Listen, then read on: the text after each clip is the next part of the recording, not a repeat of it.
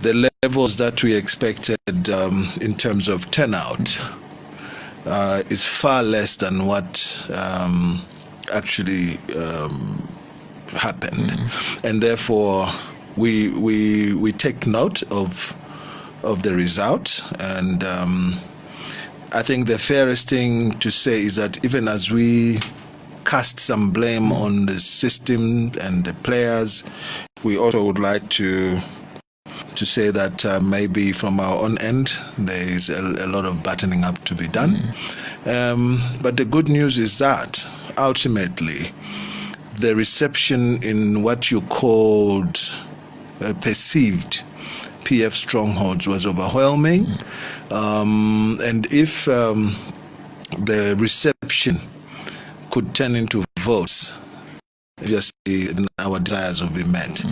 This is a region where I think people are slowly unfolding, Luchi, because just 3 years or less ago, it was unheard of for PND officials to have free-range activities without stones being cast at them. This time around, there was not a single stone that was cast. And therefore, I want to take this opportunity to thank people of Luapula, where we spent a lot of time interacting with people, and also people of the north, including Muchinga on our way back. I mean, I want to confess to you that at every section of the district, on the way to and on the way from, we had people lining up to not just have a glimpse of President Hichilema, but to greet him. And what became the issue was communicate, and so they were at every step of the journey, and we want to move to when you filling station or tell your attendant, this is the place. It fill up was the go ahead and pick. I actually asked one of the cops, I said, your ownership of the country where you must tell me how in Pika. In the meantime, our officials in Pika office were waiting for us to just greet. And I want to state that the police stopped Mr. Hichilema from moving from the filling station. He was basically quarantined at the filling station and was not allowed to go to the office. Obviously, some of us did go there, and the President Hichilema decided, well, I do not want a situation where this such charge tear gas on my account. So he asked some of us, so his juniors, to go and address the people at the office and basically greet with them. So the lessons that I learned from our trip to and from Luapula in the north is that yes, the penetration has happened. How do you gauge penetration happening? I mean, in both the constituencies, Mansawombwe and Lukasha, one recording, I think PF got 6,400, we got 1,500, and 1,500 living bodies, warm bodies. It's not the main achievement, okay? And so what we need to do is to basically harness that flock, those that have already seen the value that we bring, and then extend our outreach program, because the challenges that are facing this country are uniform everywhere. And unfortunately, some of the malpractices that I'll tell you occurred in terms of the electoral processes include things that we've talked about before. And that is that of, ethnic extraction discrimination, where you heard people talk ill about a tribe. Now, that is something that, in my view, rests on the shoulders of the president, the police, And by our constitution, you are not permitted to discriminate anybody based on the ethnic extraction. If you are a Lunda, or a Luvale, a Tonga, a Bemba, a Namwanga, a Luchasi, Chikunda, Kunda, Msenga, Chewa, you are not supposed to be discriminated. And the eligibility of one to become a president is simply one who is a Zambian national of 35 years of sound mind. The issue about where one comes from is not supposed to be on the stage, but unfortunately, the politicians have taken advantage of that divisive attitude to tell people who are a little bit gullible about that type of discrimination. And so we are quite confident that as we get along, this particular issue is slowly getting ignored by people of this country. So we are not discouraged because, in a competition, there are two things: a win or a loss. You go into a competition knowing very well that the result will be either for you or against you. And in this case, it was against us. But then, we have to interrogate the issue about whether the rule of engagement was followed. But you have history. History continues to repeat itself, and what happened in Lukasha, for instance, to me, and I'm saying this knowing very well that this matter is now object of the court. The issue that my brother and friend Patrick and Elias and young Ngwira is that it is exactly the same that happened to me in Livingston. Just in 2013, the PF confusion ensued. They killed each other, and then they started pursuing me.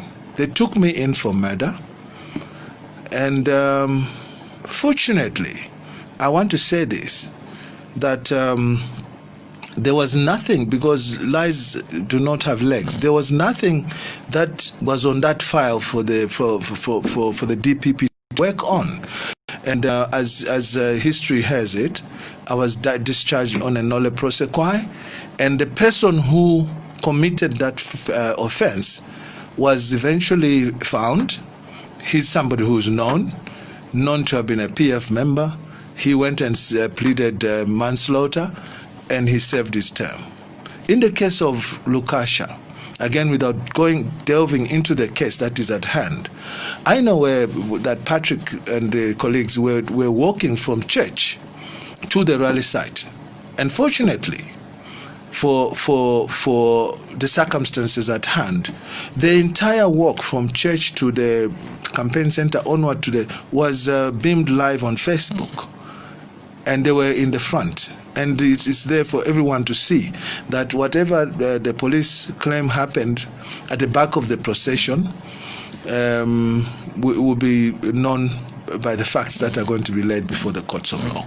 And so I think that for me, the way I can sum it up is that part of PF's behavior is to use the police to downtrod political opponents.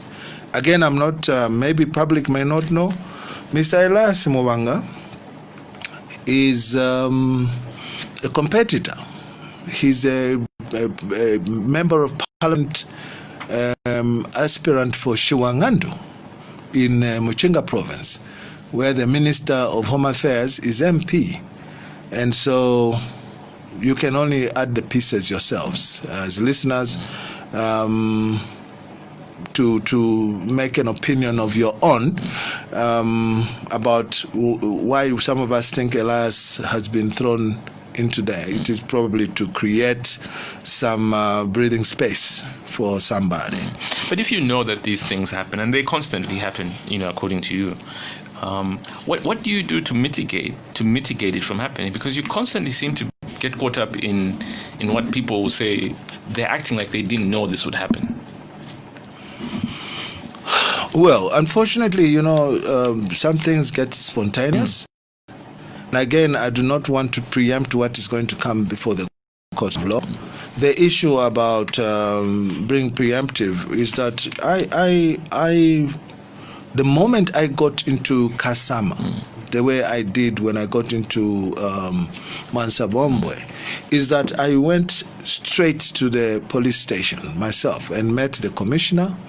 The day when we were going to that rally, I called a meeting myself to say to them, our team was in the jurisdiction to pledge the police that we would like to see a smooth flow of the campaign. They even gave me a list of the officers' names and numbers, who to call in case there was a problem.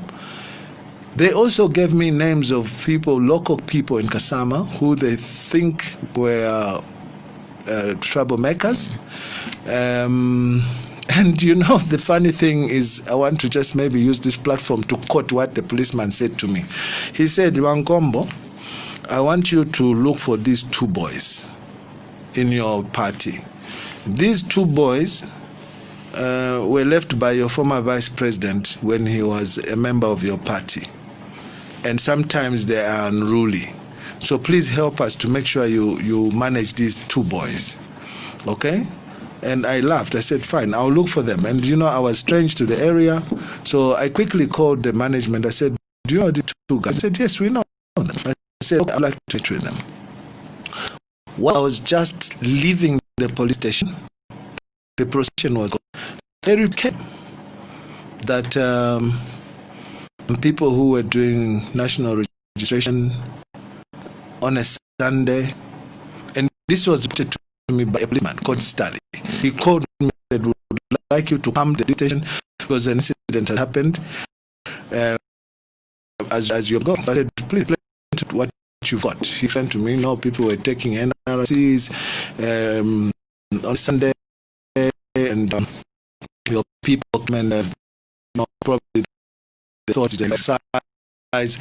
And this issue of the ego, I want to now take away from the main story to just fortify the point. Is on my way to Mwansabombe a week ago, in Mwense, I went to the police station after a report came that the PF constituency chairman at his house was harboring people who were getting NRCs.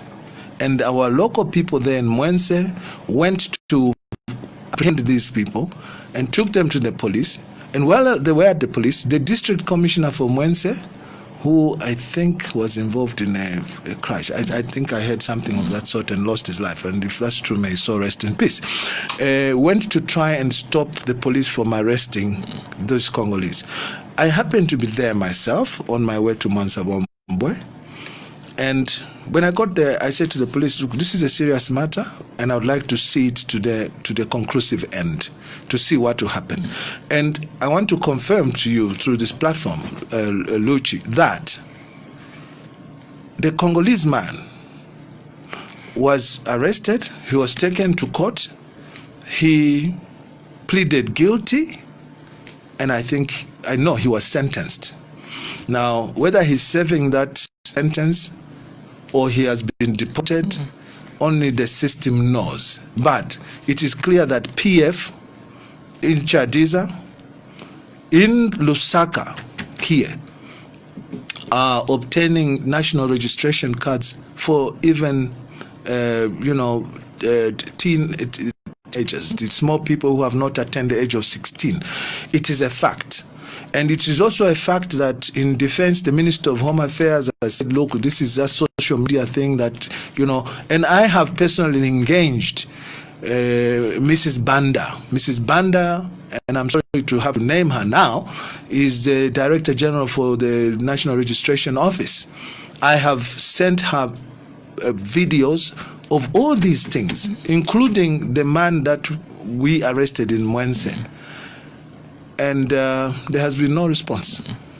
So there is a scandal regarding the sovereignty of this country where foreigners are being allowed to get tools that are only exclusive to citizens, bona fide citizens. I mean, I spoke to the Minister of Home Affairs, here last week, I think, and he denied. He said, it's social media. He said it's propaganda. Was one of the things that if you ask Dracula if he drinks blood, he's going to tell you he doesn't drink blood.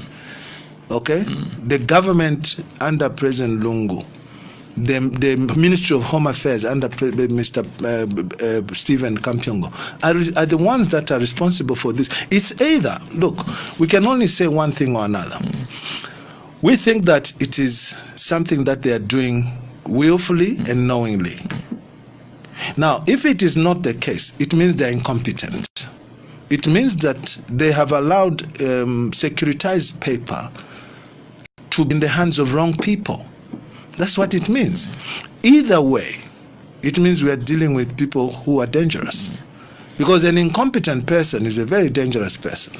So I put it to you through this platform and onward to public that PF, if you recall the Secretary General of PF, Mr. Davis Mwela, he said this issue of NRC is a party program. He said that. Okay? And without any ounce of shame, I take it could never be a party program. If it's a program, then it's meant only for self-preservation. This is a national program. That's how we from the UPND look at it. And it's not supposed to be a program that is going to just enhance self-preservation. That as many people must get NRCs, whose people you have induced poverty on, which people you are patronizing by giving them handouts when the time comes, as the case was in Mwansabombo and Lukasha, and without taking much away from the people of that region, which applies to the whole country, by the way. There is poverty, Luchi, in this country, untold poverty. And this is the reason why, even when I was looking at President Lungu's State of the Nation address and saying the things that he was saying about the achievements of PF, in the light of what I see in my face, before my face, I then come to a conclusion that this is how, and my own understanding of the law is that Mr. Lungu was giving the kiss of goodbye to the presidency at that State of the Nation address because he's ineligible to stand as a president in the next election. So in his farewell bid, he said things that I personally translated as how he wants to be remembered. Now, how one wants to be remembered is totally different to how one is remembered. You follow what I'm saying? And President Lungu, in his State of the Nation address, enjoyed the right, the freedom to his feelings about the achievements that PF has done, but that's how it ends. It ends at his feelings, which he's entitled to, but he's not entitled to our feelings. And your feelings are different. Our feelings are that he will be remembered as a president who was very lucky, a very lucky man, as a matter of fact, who in his own words, the words of his mouth, told the whole country he didn't have a vision for this country, and the people still using the vote of pity arising from the death of a president still went ahead and get him a vote. He's a lucky man. He's a very lucky individual. Luck, I don't want to go into this debate, but you can't. Luck may be a one-time win, but when you do it twice, that's not luck, is it? No. It couldn't be. I'm talking about the first shot. No, I'm just Here's saying a man who said, I have no vision for this country. This thing is just pointed at me, and therefore I accept. And then people should have actually interrogated that comment on its own. And then do not forget that after the first shot and he became president, then there came degeneration. That's how he will be remembered. Degeneration of law and order in the country. Where? Luchi. This is the only country where a political cadre can storm a radio station like this one and start breaking things down. This is the only country where a political cadre can order the police what to do. You know that. This is, the power base has shifted from the police, who are the enforcers of the law, to the cadre. There's superiority over cadre. There's no way that social dynamics can shape up in a place where the people who are constitutionally allowed to run the affairs of inland state security can be compromised by a noisemaker. All right? You know very well that not long ago a youth chairman for PF said, as soon as the governor of the bank comes, we're going to make sure that we prune all the directors. This is a cadre who has no knowledge, probably has never seen the four walls of a classroom. All right? These people, the bad elements, have thrived under President Lungu. He will be remembered for that. He will be remembered as a president who continued to nurse and harness ministers who are accused of corruption. He will be remembered for all those things. He will be remembered in his State of the Nation address. He talked about the social cash transfer and the social security plan for this country. What we remember about the social cash transfer is that it was stolen by PF through the post. I think it's the post office. What is it called? Zampost. The Zampost. Thank you for reminding me. Zampost was allowed to manage this fund. It was stolen. Colossal amount of money, £4 million or thereabout. And we have a president who will criticize even the institutions that are constitutionally born, like the FIC. Okay, this was born out of an act of parliament. You know how they've been demonized. This is a president who, when the Anti-Corruption Commission descend on anybody who is his kin and kith, he's being undermined. That's how we remember him. All right? And so, coming back to the election, this is just a piece of the degeneration of the rule of law in this country, where there's no respect for dignity, there is no respect for life, human life. You saw how in Kasama, a PF cadre, in broad daylight, got a panga and just started pulverizing a motor vehicle simply because it was branded with UPND colors. Broke all the screens, and the police were watching. This is where I'm coming from when I say the cadre in this country, right, has wielded more power than the master. The master who has been given the power to rule by the common person. Don't forget, the ultimate master is a common person who goes to vote. And they give delegated power through the vote to us politicians. And then as politicians, we do then hire, for lack of a better term, people that are similar to assassins who can take out life on account of a vote. The issue about survival for PF has become the central business. Everything they do is about wanting to survive. Hate speech. Now they have even gone into the archive of the issue of privatization. They want to make it a topic. Now they want to, my boss out in Lukasha, he's not number to begin with, but there's what they call, I believe, contemporary language, all right? And the term that he used, everybody knows. They descend on him like a ton of bricks, and yet a government minister was on display, displaying the same issue, okay? Pornographic issue against contemporary language. Obviously, there will be people who are probably too morally upright, who did not take that kindly, and to them we can only say we are sorry. But it was not meant to be that offensive. Now you can see the president himself at the time when his minister was exposing himself naked and before his own children and the society at large. The president said nothing. He was quiet. All he did is sign a letter of dismissal. No condemnation whatsoever of the man who took out the tools and hardware. Nothing, zero, up to this moment, tight-lipped.